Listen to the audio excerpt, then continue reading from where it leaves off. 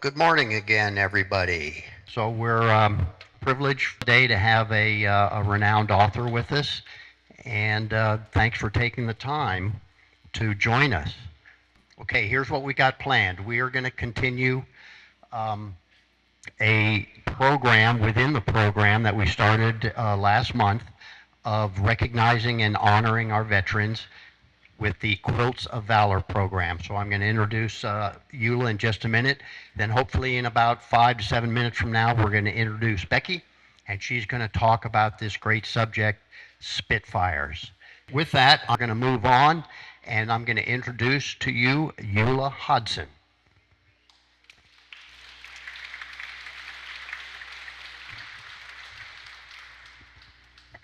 Good morning. Let's see if I can get through today without crying. Last time I cried, but that's okay. So I am here representing the Quilts of Valor Foundation. We are a group nationwide that makes quilts for veterans, current enlisted people. So first I'm going to start off by reading the foundation history. This is by Catherine Roberts. This was her dream. Quilts of Valor Foundation began in 2003 with a dream, literally a dream. Founder Catherine Roberts' son Nat was deployed in Iraq, according to Catherine. The dream was as vivid as real life. I saw a young man sitting on the side of his bed in the middle of the night, hunched over. The permeating feeling was one of utter despair. I could see his war demons clustered around, dragging him down into an emotional gutter. Then, as if viewing a movie, I saw him in the next scene wrapped in a quilt. His whole demeanor changed from one of despair to one of hope and well-being. The quilt had made this dramatic change. The message of my dream was. The model appeared simple. Have a volunteer team who would donate their time and materials to make a quilt. One person would piece the top and the other would quilt it. I saw the name for this special quilt. It was a Quilt of Valor. What Quilts of Valor are. From the beginning, Catherine Roberts had definite ideas about standards of excellence for Quilts of Valor. I knew a Quilt of Valor had to be quality-made quilt, not a charity quilt. A Quilt of Valor had to be quilted, not tied, which meant hand or machine quilting. Quilts of Valor would be awarded, not just passed out like magazines or its videos. A Quilt of Valor would say unequivocally, thank you for your service, sacrifice, and valor in serving our nation in combat. And this is a poem written by a retired United States Marine Corps. A few pieces of cloth from people who care. To honor your service, it only seems fair. Carefully chosen materials of red, white, and blue, sewn together for those patriotic and true. A top piece together with caring and pride, then quilted with backing and a warm layer inside. Every stitch and seam sewn from the very start, with appreciation and gratitude straight from the heart. For you who have sacrificed for those here at home, may this quilt warm and comfort you wherever you roam. Our hope with this quilt is to make sure you knew we appreciate all you've done and all you've been through. And so I am part of the Channel Islands Quilt of Valor Gals. We meet monthly to make quilts for our veterans. We are a registered group with the National Quilt of Valor Foundation. We work as a team in choosing the fabric and patterns of the quilts we make. Quilts of Valor are a team effort made by volunteers worldwide. We are all honored to be able to provide a small but meaningful token of our appreciation. You have given more than many Americans give in terms of service to God and country. And like most servicemen and women, expected nothing in return. You gave, we took. Today we want to honor you for all you have done for others. This presentation will be registered with the national organization. To date, over 252,000 quilts have been awarded for faithful service to those touched by war in a very personal way. We award this quilt of valor to you for your service, sacrifice, and valor on behalf of the American people. And so we've got a few people, and we're going to start. There it is. The first quilt to give to is Paul Mitchell. He served from 66 to 67 in the Army and retired as a sergeant. Come on up, Paul.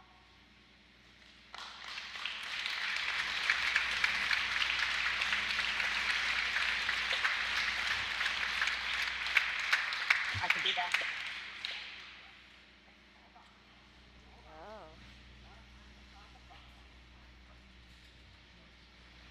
Beautiful.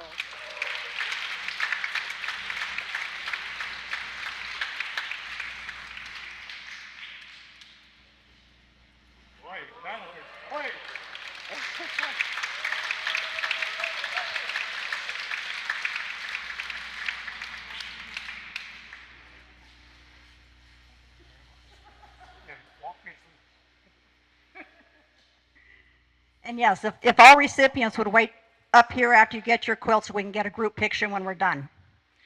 The next one goes to Dave Watson. Dave served from 70 to 72 in the Army, retired as an E2 specialist. Come on up, Dave.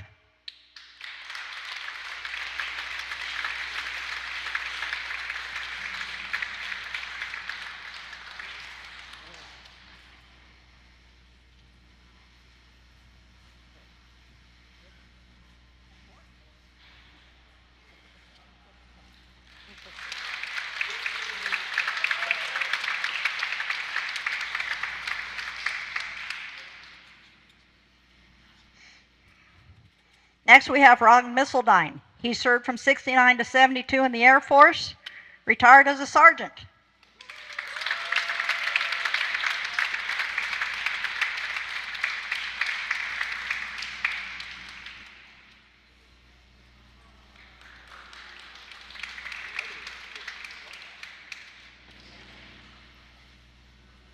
I know, 2 more.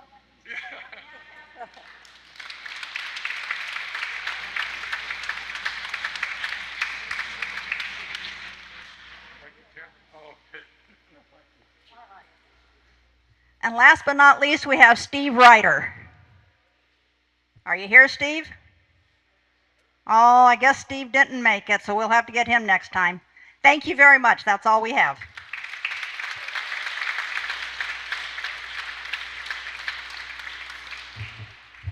Well done, Eula. We are privileged to have with us today author Becky Aikman. Becky is the author of 3 narrative nonfiction books: Spitfires, the American women who flew in the face of danger during World War II, her memoir, Saturday Night Widows, and Off the Cliff, How the Making of Thelma and Louise Drove Hollywood to the Edge. A former journalist with Newsday, Becky has written for the New York Times, the Los Angeles Times, and other publications, and she lives in New York. Please welcome author Becky Aikman. Thank you. Remember to give me the slide. I will. We hope. Hi, everybody. It's so fun to be here and see all of you, and to see all those airplanes outside, which I enjoyed before we started. Thank you for joining me to talk about Spitfires. It's been more than 80 years since the end of World War II in Europe, and you would think we would know everything there is to know about it by now, but somehow this story fell through the cracks. It's an adventure story about 25 American women pilots who wanted to serve in the war. The US military wouldn't allow them to fly, so they bolted for Great Britain, which would accept foreigners, people who were too old for the RAF, people who were disabled, and yes, even women. They were welcome to perform dangerous duty in the war. And they also made history as the first American women ever to fly military aircraft. In the process, they got the ride of a lifetime, and I've been privileged to tell their story. I want to share some of their extraordinary experience with you today, and I want to talk about what it took to bring this forgotten story back to life so that these trailblazing pilots could get the recognition they deserve. This first photo shows them on an airfield in England where they were flying Hurricane fighters, one of many models of aircraft they took on. These women came from every aspect of American society. Before the war, one of them was a crop duster. She earned extra money by performing a pretend striptease in an air show. She would fly up into the air, she would toss out one item of clothing after another, and then she would land fully clothed. But the audience loved her anyway. Another was a debutante from one of America's wealthiest families. One was the president of her college class. Two were stunt pilots who performed in air shows. During the war, it didn't matter what they had done before. They seized on this freedom of performing important wartime work to reinvent themselves as they pleased. Sometimes they shocked the British with their scandalous behavior. They all loved to fly, and they wanted to make careers in flying. But most of all, they wanted to join the fight in Europe, even though the US wouldn't accept them. Great Britain, on the other hand, was desperate for help in 1941 and 1942 when this began. The country was under constant aerial attack from German bombers. Many, many civilians were killed. The United States had yet to join the struggle, so the British stood largely alone against Germany. The beleaguered nation decided to accept pilots from all over the world. They joined a unit called the Air Transport Auxiliary of the Royal Air Force. It was usually called by its initials, ATA. And the women pilots were sometimes called Attagirls. Their job was to transport aircraft from factories to the front lines and back again for repair. It was one of the most dangerous jobs of the war. 1 in 7 pilots who performed this work were killed during the course of the battles, and others were called upon to make spectacular saves on a regular basis. Let's look at the next photo for an example. This is the crash that one of the American women survived when the engine failed on a Hudson bomber and it crashed and burned upon her landing.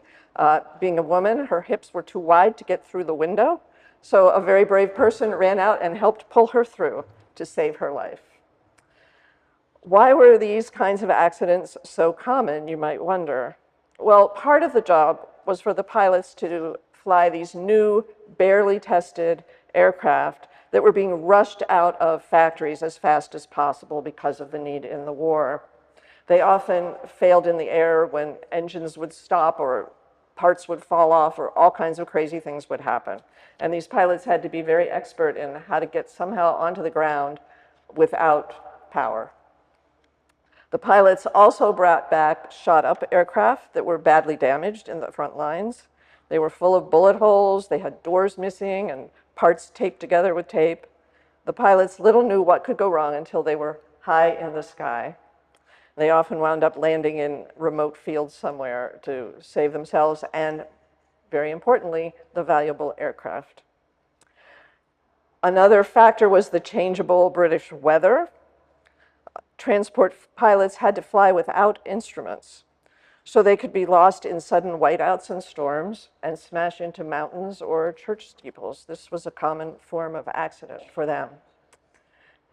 As you can imagine, it took tremendous skill to do this job. Transport pilots had to fly up to 147 different models of aircraft with little training. I can always tell pilots in the room because they go, what? They all carried a little booklet with 1 page on each aircraft. They would get into the cockpit, they would read that booklet, and they would take off. To do all this with such a lack of formal training, to me, showed that these were some of the most talented and skillful pilots in the world. Let's look at the next photo. So if they were so amazing, why haven't we heard about them until now? Most people haven't, it seems, when I go out and speak. It was pure luck that I came across their story. I was talking to my mother about wanting to do a book about people who did something amazing, but no one has ever heard of it. And my mother immediately said, write about the American women who flew in England during the war. And I said, are you sure? I've never heard of anything like this. You sure you don't have it mixed up with something else? This did not go over well. She said, no, I remember it so distinctly. She had been a young child during the war and wished she could do something. And she had been at a movie theater and saw what did they call the things before the movie? A newsreel. And she saw these women and she said to me, I thought they were so noble and glamorous. I wished I could do what they did. So I decided, if she's remembering correctly, this sounds like a wonderful story. I Googled and looked around. Almost nothing had been written about this kind of subject. I discovered that there was a tiny little museum in the small town of Maidenhead, England, devoted to the Air Transport Auxiliary. So I called there and I spoke to the elderly gentleman who ran the museum. He was thrilled to hear from anyone. He told me that yes, there had been American women doing this work, and he knew the names of some of them and gave them to me. So I started trying to track them down. You know, they weren't famous, so it's not like you could find major news media coverage of them, even though there had been a lot at the time, I later learned. So it wasn't easy to learn about them. A few had left copies of their diaries or letters with museums. And I learned one of the names he gave me was Mary Zerbel, and that her family had donated her papers to the San Diego Air and Space Museum. I called them and they said, okay, they'd set it aside. I got there were some dusty files sitting on a table. The librarian said to me, you're the first person who's ever asked to see this. So I had very low expectations, but I opened it up and Mary Zerbel came alive for me. She had been actually very well known at the time as the youngest woman flying instructor in the United States at the age of 19. She was also very pretty, so she was frequently photographed by newspapers and interviewed for her opinions on all kinds of things. So there was a lot of that, a lot of clippings there. And then during the war, she kept a journal that was so vivid, I could just see everything happening. She was also worldwide famous during the war because she and her fiancé became the first two Americans serving in the war to marry. And newspapers from all over the world covered this touching story. Mary went on to face many, many hardships and difficulties that she overcame by concentrating hard on her work. After the war, she also had a dramatic career that I'll talk about later. So I thought, how is this person not well known? In the 1950s, they made a movie based on her life starring Lana Turner. So I got to the end of the file, and there was her obituary from a small town newspaper. It was only 3 sentences long. It didn't even mention that she knew how to fly. So somehow over the years, this story had been forgotten, even though she was well known before. I vowed then that somebody had to tell this amazing story, and it looked like it would have to be me. So let's look at the next photo. That is Mary Zerbel. And you can see she was very pretty. And both before and during the war, she was often photographed because she was quite lovely. She had thought of being an actress actually before the war, but decided this was more worthwhile. So let's look at the next photograph. She's actually in the center of that one. Again, she was pulled to be photographed. And those are 2 other American women with her. The one on the left was the one who did the striptease in the air show. It took me 5 years to piece this story together. I had to track down members of the families, and this was quite challenging. One of them, for example, was named Ann Smith. I randomly called Ann Smiths all over the country, asking if they knew anyone who served in World War II. And eventually I did hit the one who was the niece of one of the pilots. Once I found these families, they were so excited because they always thought their mothers should have gotten recognition for this. And they went into their attics and found amazing diaries and letters that were so vivid and so personal. And it was such a great window into what life was like in the war because their descriptions were so wonderful. So the story started to come together. For me, for the 25 women, it first came together in 1941 when they received a telegram out of the blue. Many of them kept it in those little boxes in the attics. It meant so much to them. The most famous woman aviator in the world at the time had contacted them if they had at least 300 hours of flying time to invite them to join her in the ATA. This was, next photo please, the world famous Jacqueline Cochran. She was widely known for winning the most prestigious air races of the era and setting records for speed. She was also someone who had grown up in utter poverty and had become a self-made millionaire who started her own cosmetics company, which gave her the funding to learn to fly. Jackie often concealed the details of her past. She had worked in a factory from the age of 8 and worked her way up to a job in a beauty parlor, which led toward her cosmetics business. Once she became wealthy, she always employed a private secretary to conceal the fact that she was illiterate. But thanks to her amazing aviation feats, she had the ear of powerful people like Eleanor Roosevelt and General Hap Arnold of the Army Air Force. Before the war, she lobbied them for the US to form a women's flying force with herself as its leader. When she failed to convince them, she decided to form this group of Americans that went to England, hoping they would prove their mettle and make the point that the US should do something similar. The women who received the telegram could not believe their luck. It offered the opportunity to fly the most advanced aircraft in the world. Most of them had only ever flown little biplanes with a single engine puttering along. It was a dream come true for these ambitious aviators. So they went to Montreal, where they had to do a flight check to be accepted. Outside, they have the model of the aircraft that they were checked out on. Now, as I said, they had only flown little things like a Piper Cub, and this was called a Harvard AT-6 in Canada, where they were. You have a different name for it here. And it was a fighter trainer. It was super fast, super powerful. It had all kinds of gadgets and gizmos that they had never seen before. It had flaps on the wings and all kinds of crazy stuff. They had a very short time to learn how to fly it and to fly it solo to prove that they could do this work in the war. It was the perfect test for what they would be doing, given that they would be called upon to tackle all kinds of crazy assignments like this, and they had to be unflappable in the face of this sort of thing. They also had to be unflappable as they went across the Atlantic.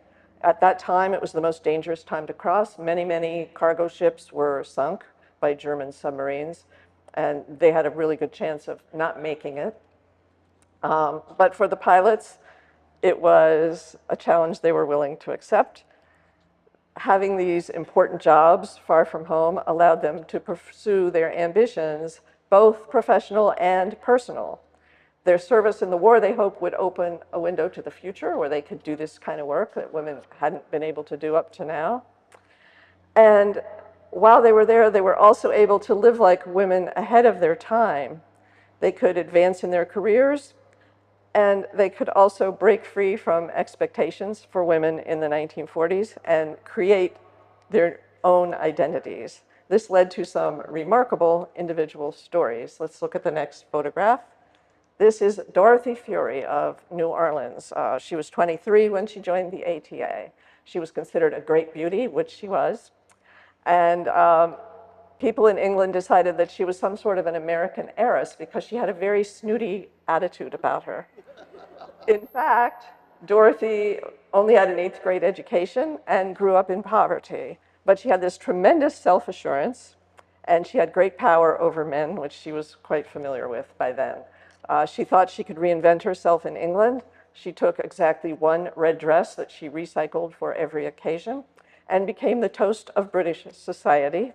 and hoped to make her way up through the British aristocracy, which she ultimately did.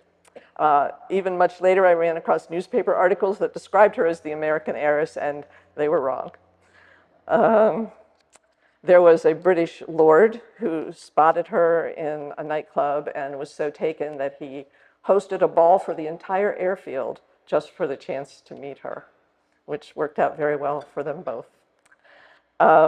At the opposite end of the American economic spectrum was Virginia Farr, who we can see in the next photo. She was also 23 when she joined. She was a member of the family of the Western Union Fortune, which was the big tech monopoly of its time. She was expected to be a debutante and to attract a husband from another extremely wealthy American family, as others in her family did. Unfortunately for her, she was attracted to women rather than men. So this created an awkward situation. This escape to the war provided an escape from that gilded cage, and she was able to be a hardworking, serious pilot like everyone else, and that's what she wanted. She was promoted ahead of the others often in their training because she was really good. She was the first one cleared to fly fighter planes, and then the first one of the Americans to fly bombers. And she was sent to the most difficult bases with difficult terrain because of her skill. In the next photo, we have another wildly different personality. This is Winnie Pierce. She was 25 when she joined, and she had a very different approach. She lived for thrills in the air and on the ground. She took risks. She broke the rules on a regular basis. She saw Virginia Farr as her arch rival as the best pilot, and they competed to advance most quickly to the higher level planes. While Virginia was a careful flyer, Winnie often did what she pleased and ignored the rules that would keep pilots safe. Off duty, she was the leader of a pack of pilots who used the excuse of constant danger to party hard. She often offended the British, who rolled their eyes at her wild behavior. They often considered the Americans loud, boisterous, and too free-thinking. When the first group of 5 arrived at Liverpool, a very sedate group of British officials were there to meet them, and all 5 of the pilots had been celebrating madly at escaping the German subs and had had quite a bit to drink, sashayed down the runway, kissed goodbye to all of the crew on the ship, and made a very terrible first impression. They realized quickly that this was maybe not the best move, and realized the only way they could redeem the Americans' reputation was to prove themselves in the air, which they proceeded to do because they were good. But Winnie was one of the first to achieve this. Everyone rolled their eyes at her all the time, but one day, very early in her training, she took off in a Hurricane fighter, and the engine failed immediately after takeoff.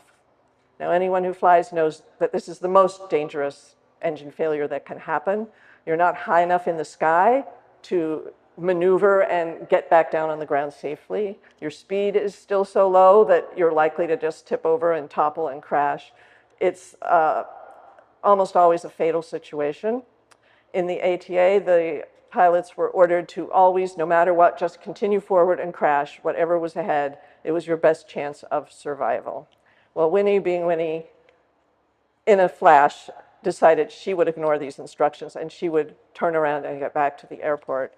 In flying, this is called the impossible turn. It's considered something that cannot be done. Just trying to turn at that low speed and low altitude, you're so likely to slip out of where you're supposed to be and crash. But somehow, amazingly, with shaking hands, Winnie got back to the airfield in front of everyone and saved herself and the plane. She said, "Angels were with me." But others said, unless she was just extraordinarily lucky, it took amazing instinctual piloting ability to pull that off. Our next photo includes someone else who was in a rough situation. This is Hazel Jane Raines. She was 25 when she joined. She came from what she called a hat and gloves church-going family in Macon, Georgia. She studied music in college, but she took a sharp turn when she fell in love with flying. She was the first woman in Georgia to get a commercial pilot's license. She wanted to join the military, but a headline that I found in a local paper pretty much summed up her chances. The headline said, "Local girl flyer wants to fly bombers despite male snickers." But what she really scandalized her family was when she joined something called the Georgia Air Races and Show. She would do loops and spins, and the audience would scream in terror watching her save herself at the last minute. These skills came in very handy in England during the war. She was in another aircraft that failed higher in the sky after takeoff. It was a Spitfire fighter, like one that's out here. And it happened to fail at the moment she entered a complete whiteout in a cloud. So she had no visibility and no power. Eventually, she started to slip from level flying and go into a horrendous spin straight to the ground. She couldn't do much until she broke free of the clouds, which was very close to the ground. She kind of knew how to get out of a spin.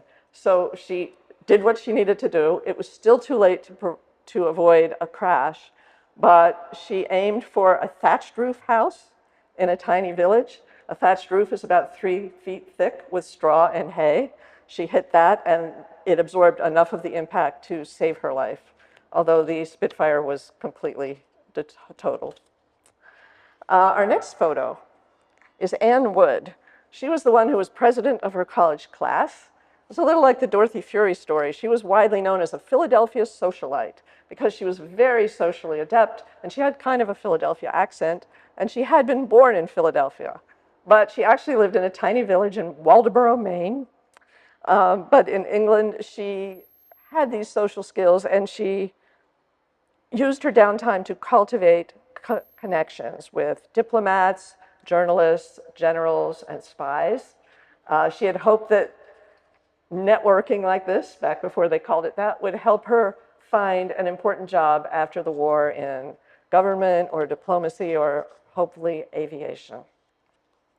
She used that same class president energy to become sort of a leader of the American women in the ATA. She looked after them when they were injured. She arranged their parties. She was sort of the center of their universe. I was very, very lucky that she wrote wonderful diaries, so I could learn not only about her, but she also gossiped about all the others, and I could learn everything about them too.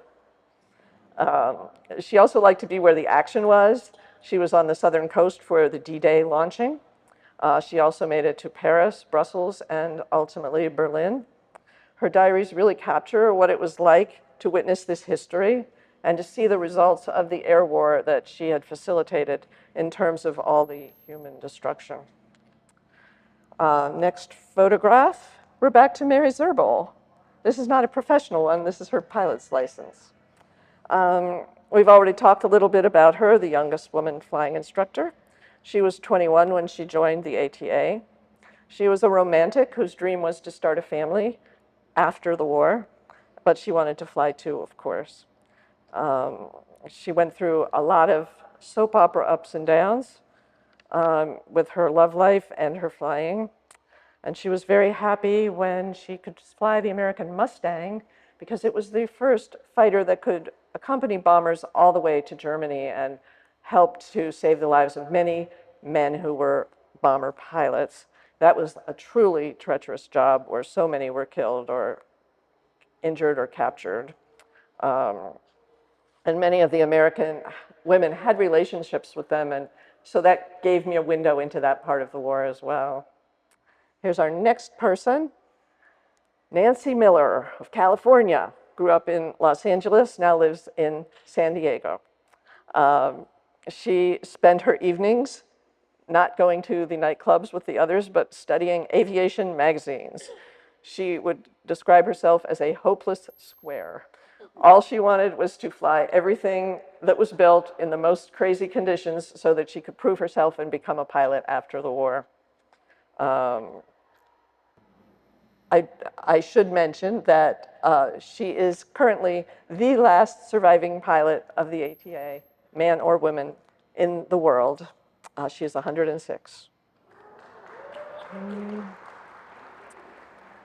So through the war, the pilots lived in billets with private families. So this could range from little cottages with outdoor plumbing to the estate of Sir Lindsay Everard, where some of them were posted, and dinner was served by a butler. It was sort of like Downton Abbey crossed with 12 o'clock high.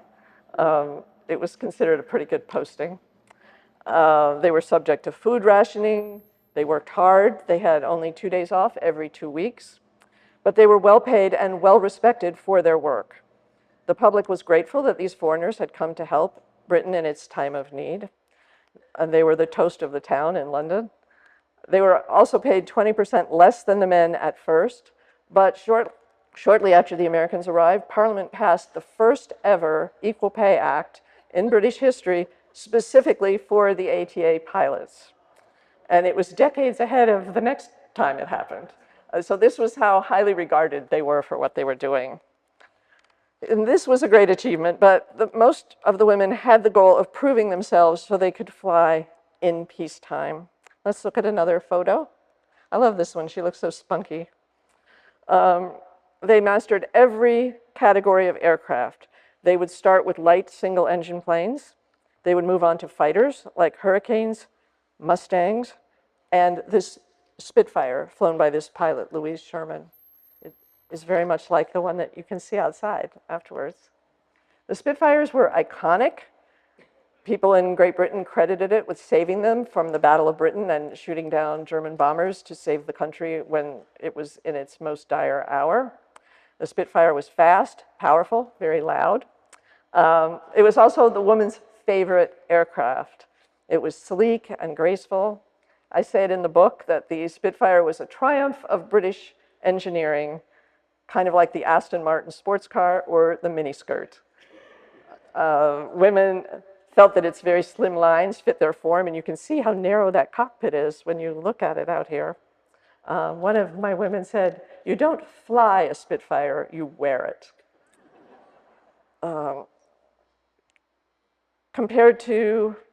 They competed to be the first to fly a Spitfire. Virginia Farr and Winnie Pierce, of course, were competing, and of course, Virginia just edged Winnie out. Here, let's look at our next photo. After fighters, they would then move up to these kinds of enormous bombers. And the ones that were flown over missions, on missions over Germany. This is Joan Hughes, a British woman pilot who was less than 5 feet tall. She was preparing to fly a huge 4-engine Stirling bomber in this photo. Often people would say, "How can a little lady like you do this?" And she would say, "The idea is for the plane to lift me, not for me to lift the plane." They worked supplying these aircraft in a way that was so crucial to the war effort. The need for aircraft grew exponentially as the war ramped up and many planes were lost in battle. One reason the Allies were so successful on D-Day, for example, was that their forces owned the air that day. Careful preparation beforehand involved the ATA. Nancy Miller, who we saw, the one who's still alive, delivered 18 different planes that she had never flown before in the month before that battle. They were aircraft especially intended to support the invasion, like air-sea rescue amphibians, torpedo planes, and the sleekest new fighters, the Typhoon and the Corsair, that were used by American Marines. She landed them on slippery, muddy, newly constructed airfields that were made even slipperier because they were reinforced with wire mesh to handle this larger volume. Later during the Battle of the Bulge, the Allies suffered heavy casualties because bad weather grounded the aircraft that supported them. ATA pilots were on priority duty over Christmas of 1944, ready to take off at a moment's notice when there was a break in the clouds. They finally got the aircraft through, and it turned the battle. Let's look at this next photo. Oh, okay. It's not the one I was expecting, so we'll just wait and talk about it later. As the war wound down, this is relevant, the pilots turned their attention to where they would stand in the post-war world. Not all of the pilots themselves made it through to the end. Not all of them emerged alive or uninjured. Some of them left to join the WASP in the course of the story because it was started after they started in Britain, and some got married. One got pregnant and was forced to quit. By VE Day at the end, 8 Americans were still serving after 3.5 years. They knew it wasn't going to be easy for women to find aviation jobs after the war. The US military resisted forming the WASP until after this service began. And it was a very, very different experience. They flew within the US. They lived in barracks instead of going out to parties all the time. The ATA women could have joined, and a few did, but most preferred the conditions in Britain. They stayed at the center of the action. Another reason was that the public attitude toward the WASP had always been skeptical of women flyers in the United States. They were treated with a lack of respect, or sometimes worse. Sometimes their engines were sabotaged. When one of them died, their friends had to take up a collection to ship the body home to their families. Ultimately, there was so much public concern that women would take jobs away from male flyers after the war that Congress ended the WASP in 1944, when the war was still raging and the need was still great. The Americans in England were keeping track of this, and they knew it boded poorly for them when they got home. After the war ended in 1945, opportunities for women were indeed bleak. But the Atta girls were such bold women that they still managed to lead very interesting lives. They just had to be more resourceful. Some of them became flying instructors. One started an aircraft delivery company with her husband, and it flew crazy damaged planes from Thailand to Brazil or wherever there were buyers for them.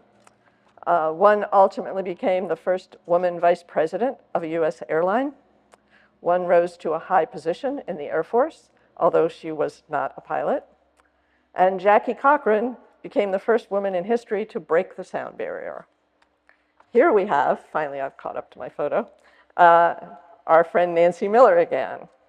The only job she could get, and she was very accomplished, served through to the end of the war, after she got back to Los Angeles, was in a flying school in Oregon. Part of her job there was to clean the bathrooms. She took the initiative, and during her downtime, she learned to fly helicopters. She became the second US woman to get a commercial helicopter pilot's license. She formed the first helicopter charter company in Alaska, which was wildly successful. She is, as I said, the last one still alive. And when I last spoke to her, we talked about her many achievements and close calls during the war. There are a lot of them in the book. I said, "Weren't you ever scared?" "I would be." And she said, "No, I had a job to do." Very matter of fact. Let's look at this next photo.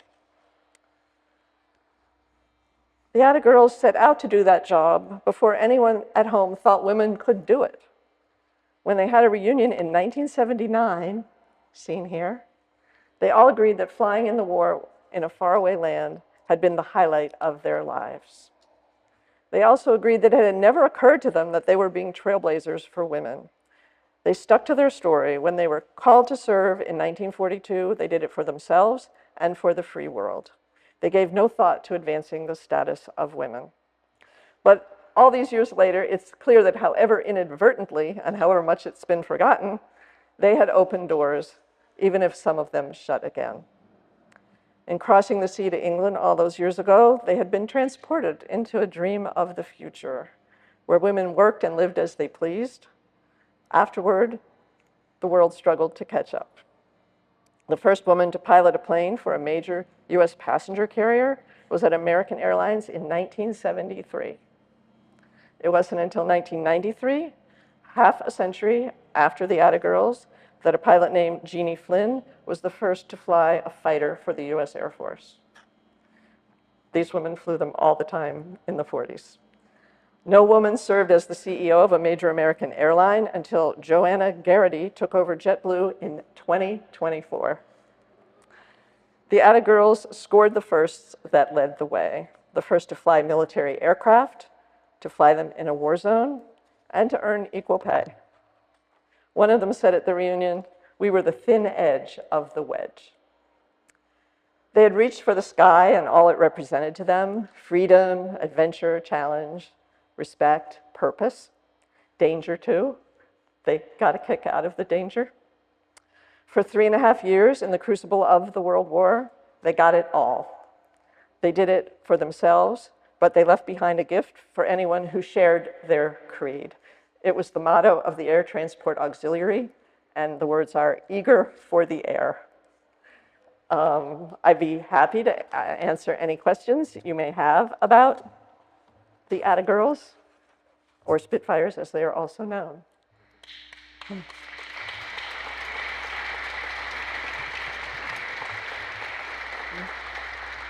If you would please, if you have a question, let me come around and give you the microphone so everyone can hear your question. How were the 25 ladies selected? Well, Jackie Cochran, who had all this political influence, got permission to look at the civil aviation records and choose all the women who had at least 300 hours of flying time. And she sent a lengthy and very expensive telegram to all of them, but that was Jackie, very flashy. And those who accepted had to go to Montreal to take flying tests. Not all of them passed, and those who did were the 25 who went over.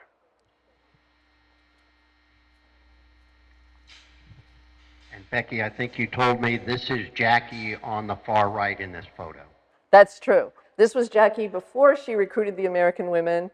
She was in Great Britain to see what was going on there. This was when she decided to take American women there, and those were British women pilots that she's talking to. Do you know how many invitation telegrams went out? How many women were asked to join? How many were asked to join? I know this number, but it's somewhere lost in my head. I think it's in the book. I mean, many couldn't go for various reasons, and many were rejected. So I'm sorry, I've forgotten the number.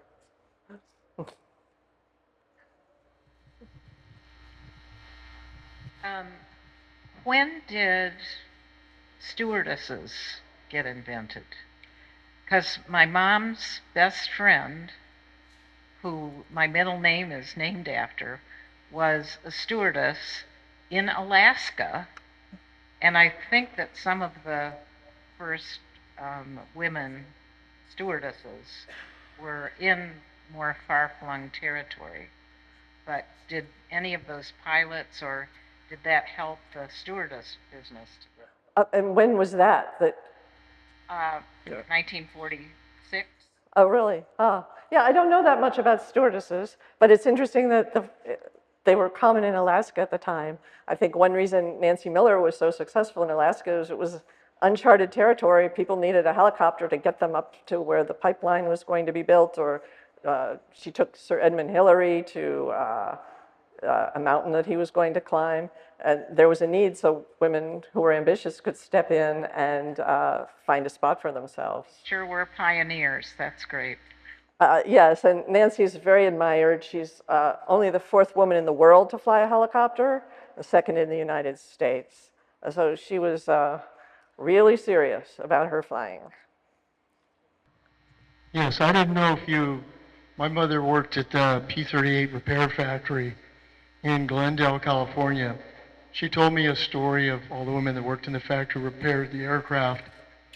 And she told me that when they tested the aircraft, women were flying the aircraft, but they weren't allowed to say that. Did you ever hear any stories about women in America at the repair factories testing the aircraft versus men who were allowed to fly them?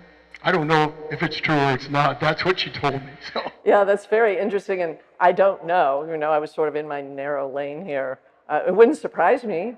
There were women who could fly, and they couldn't get hired in serious jobs, so I could see how they might step in and say, I'll take that up. I think it came up when I was, 10 or 12, and she told me about her experience coming to California from Iowa to work on the aircraft.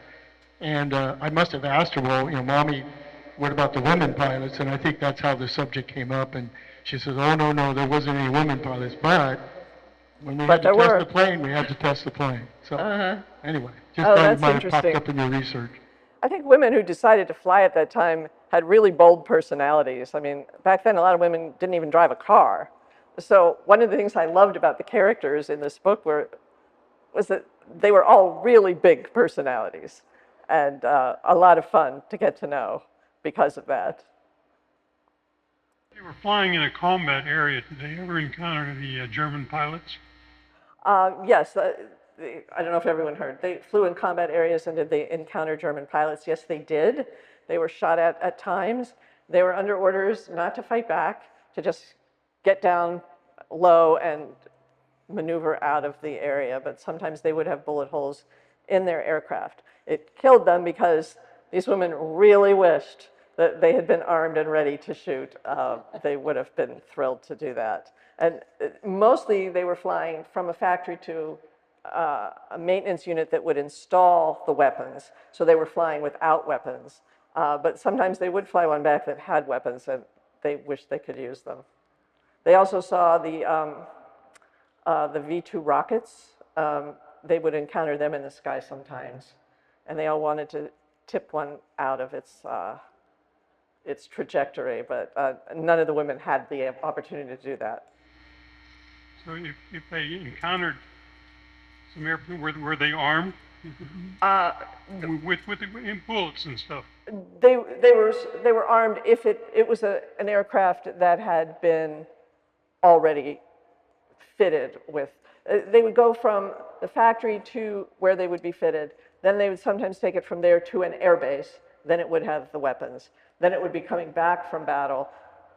There might not be ammunition left at that point. So there were times when they had weapons in the aircraft and wanted to use it. People were pretty wild in the ATA. It wasn't terribly well supervised. Pilots could take off whenever they felt like it. They were allowed to make their own decisions, and they often performed like aeronautical maneuvers in the air just to see what a Spitfire could really do. That was really common. And Nancy Miller, who was such a clean living, well-behaved person, and I called her a good girl on the ground and a bad girl in the air, because she once went over an airfield, I forget, it's in the book, but it's like 30 feet off the ground at 300 miles an hour in a Spitfire just to see if she could do it. And Ann Wood, the class president person, was quite renowned within the ATA because she flew a Spitfire under the Bristol Bridge, which didn't have a whole lot of space for that, also at 300 miles per hour. She did it the first time following a couple of male pilots who were known for their hijinks. Then when she was flying on the same route later, she said, I'll do this again. So she positioned herself. She was going really fast toward the bridge, and she said, what? The bridge was over a tidal estuary, and the tide could be up to, I think, 70 feet higher. And she happened to pick a day when it was really high and had to really thread a needle to get through there. But that became legendary because ATA pilots were kind of swashbuckling and liked to show off what they could get away with and how good they were.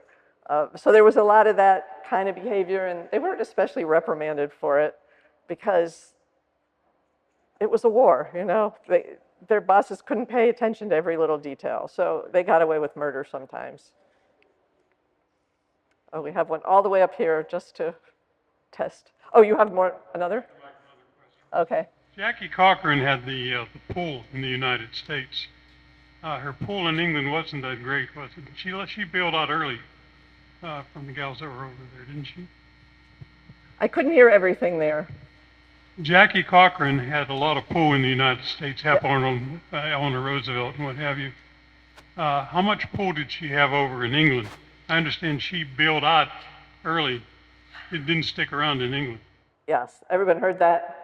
Jackie had pool in the United States. She had zip pool in Great Britain, where she was not well regarded. They thought she was too flashy and showy. She would show up in the airfield in this borrowed Bentley, wearing a fur coat. She didn't want to fly.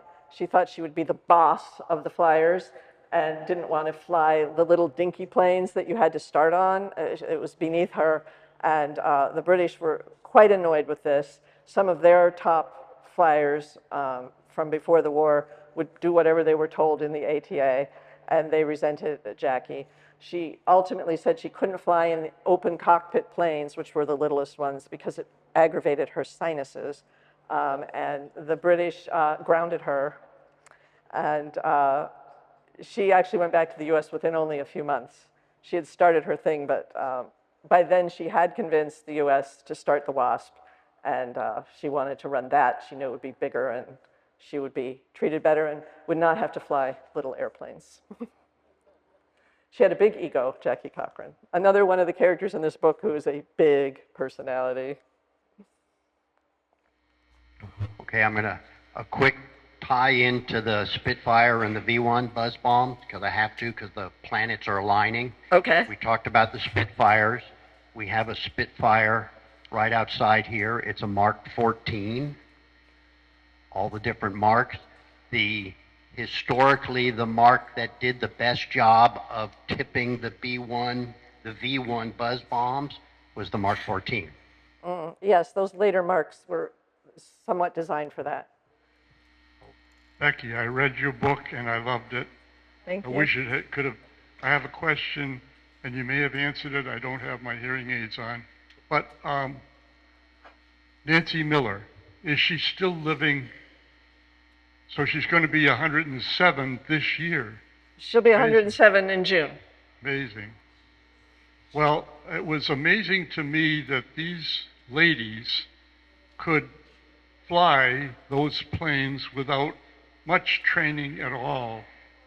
They practically were in the left seat with a manual on their lap. I hope that everybody here will go and buy one of those books from the Bookworm because you're going to love it. Thank you so much for being here. Well, thank you. I felt so privileged. It was such an adventure story, had such great characters in it. When you write nonfiction, you can't make things up, so you're kind of stuck with what really happened. I never resented that in the course of this story. They were these amazing personalities doing amazing stuff. You couldn't help but admire them, even when they were, misbehaving, and you might not make some of the choices they made. But it was just such a thrill to work on the book. And I remember as I was writing the last page being so sad because I thought, I've spent every day with these great people. I will miss them so much. But now I get to talk about them, so that's nice.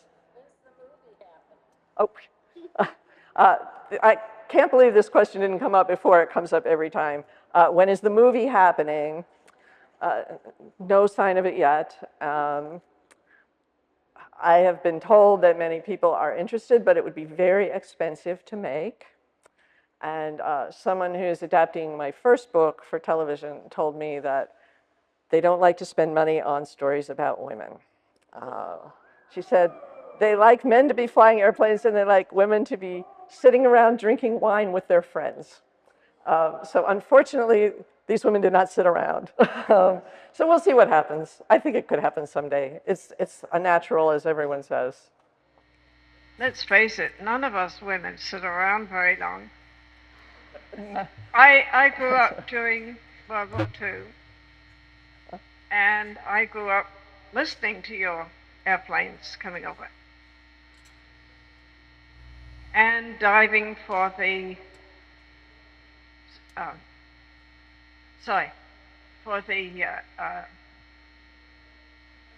shoot. Bombshell? Yes, thank you. Oh hell. Anyway, I wanted to tell you that very often, keep in mind your cats and your dogs. Their hearing is so much better than yours and mine.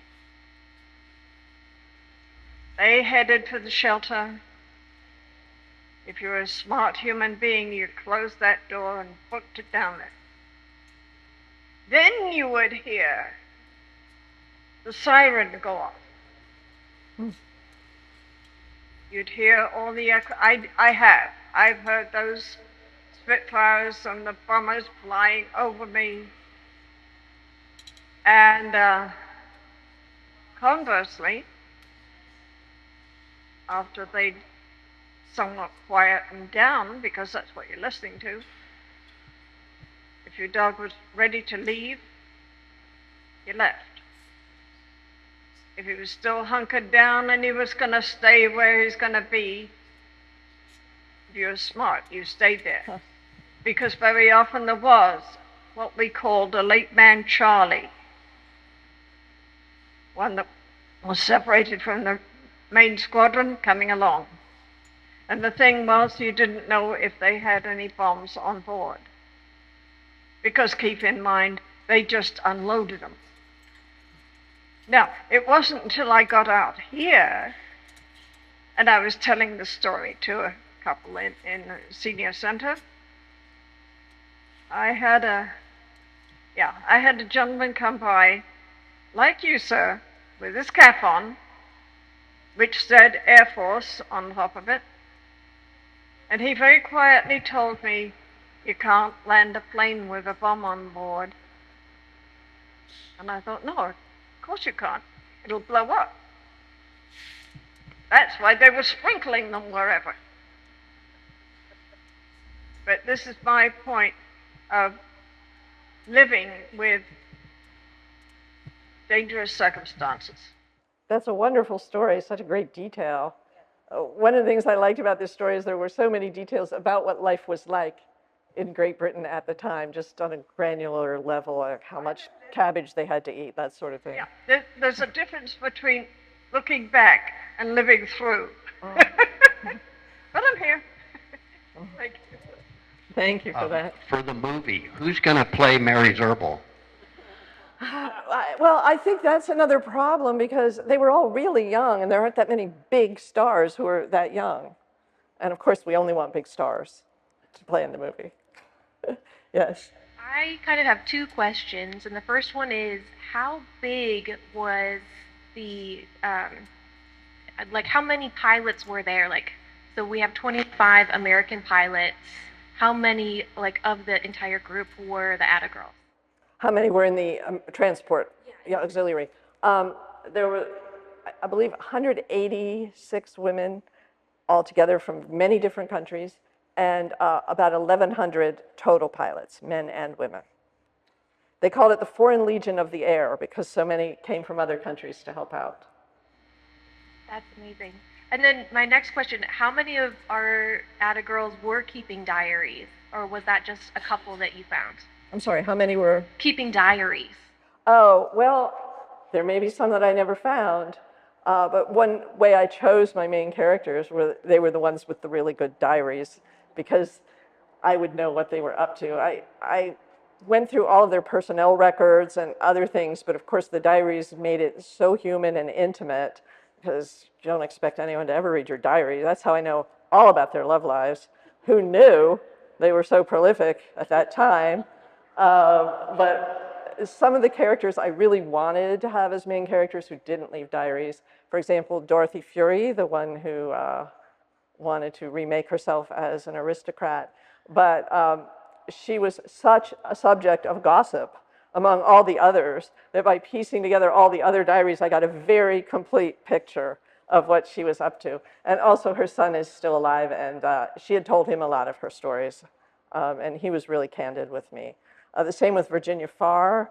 I did not have diaries from her, but I liked her story so much. And she was also talked about in the other diaries. And I interviewed, I think, maybe 25 members of her extended family just to look for any anecdote she may have dropped so I could piece that story together. But some of their diaries were great. Nancy Miller wrote a great one. Hazel Jane Raines. Ann Woods was the ultimate diary. And she was friends with everybody, so she had stuff about everybody in there, too. It was very helpful. I don't know what we'll do in the future. No one keeps diaries anymore. They were serious about it. I would have been exhausted. They would fly all day, then they would go to the Savoy and dance all night, then they'd get up and fly the next morning. Somehow they wrote their diaries in there. I don't know how it happened. Can you take a couple more? Sure. How about two more questions? Yeah. Or no more questions? Thank you very much. Thank you. It was fun.